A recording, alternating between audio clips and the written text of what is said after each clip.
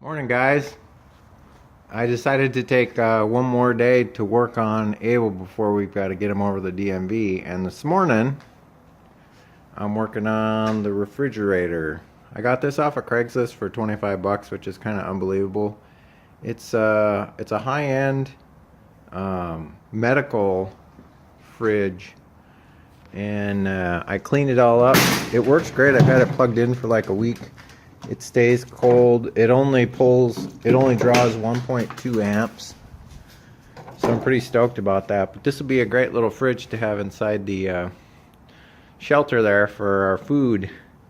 So what I've come up with is I took some Unistrut and I made some feet, and I'm gonna get Abel spun around here so I can go in and out of the shelter, and then I'm probably going to mount a piece of strut to the wall and then bolt it to this setup that I already have going here. So let's start working on that. Last night I patched up those seats, and I just wanted to show you guys how they turned out.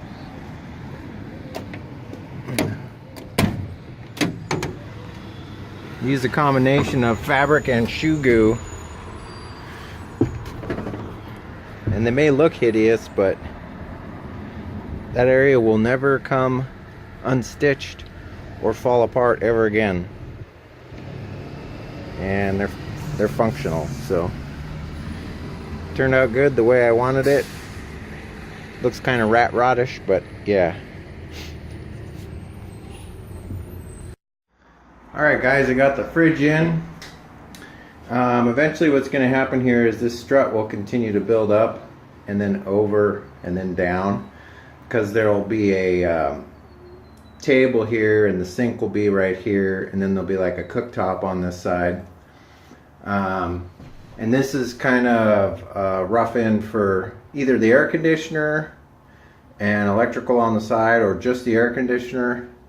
And then this area too can be used for like putting the wiring and whatnot into the cab here.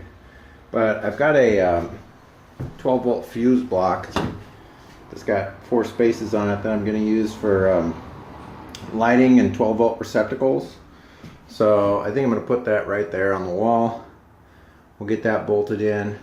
I don't know if you guys saw this yet, but I took those little LED light bars that I've got and I put them in right here. And all these saddle straps will eventually get tied into this, and I think I'm going to put a 120 volt receptacle there as well, because we might have a TV mount or something going on over here. I'm not sure yet. I got a carbon monoxide detector in here. We aren't going to have a Webasto or an S-bar at first, but I do have plans to do the hydronic heating on this down the road. So our heating for now will just be a kerosene heater or propane heat. We've got both of those. We can use those temporarily until we get around to purchasing the Webasto or the S-bar and getting those put in. But yeah, it's coming together. It's really nice in here. It's roomy, it's airy, it's light. So, oh, I also put our first aid kit back on the door. I took a Pelican case, and I've even got enough to do a surgery in there. I've got lidocaine and whatnot, so if for some reason something goes really wrong while we're out there, I've got the means to take care of it. Alright, I got zip ties in all of the saddle straps, and I got a box mounted for a light switch. I guess let's start pulling some 12 volt wire. Alright guys, things are coming together. I got the wiring done. We're going to have 120 volt receptacle run off of an inverter. The fridge will be run off the inverter. And 2 or 3 actually, if you count that one, that'll be a 12 volt power source. 12 volt power source there for stuff like cell phone chargers and whatnot.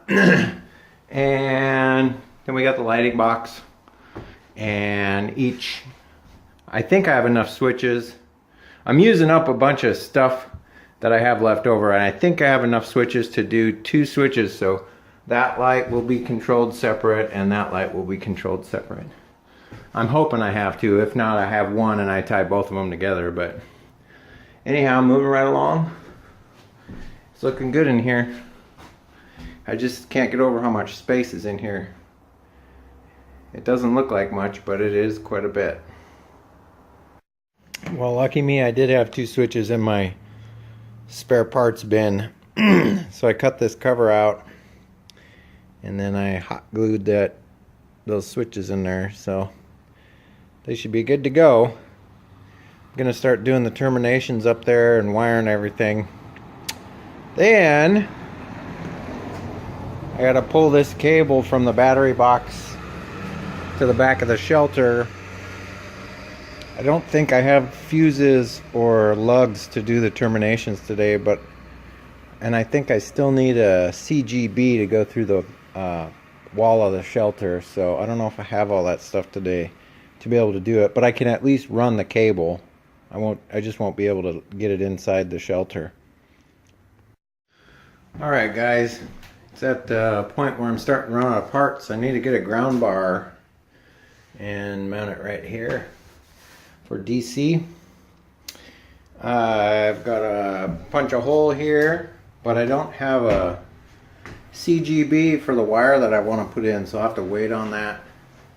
I did get the switches wired up. I got the lights wired up. Once I get the CGB, I can put the wire through to the battery box and get that powered up. I'm trying to think if there's anything else I can do right now. Basically, I'm going to probably just do a cleanup and I might call it a day. Yeah, maybe so. We'll see. Hey guys, I'm going to do something crazy. I'm going to head over to the DMV and see if they'll buy off on this as it is, with the amount of work that I got done, so I can register it as a motorhome. So I'm going to head that direction, probably wait for a few hours and then see what they say. They got to do a VIN inspection on it and whatnot, so here we go. Hey guys, just got done at the DMV.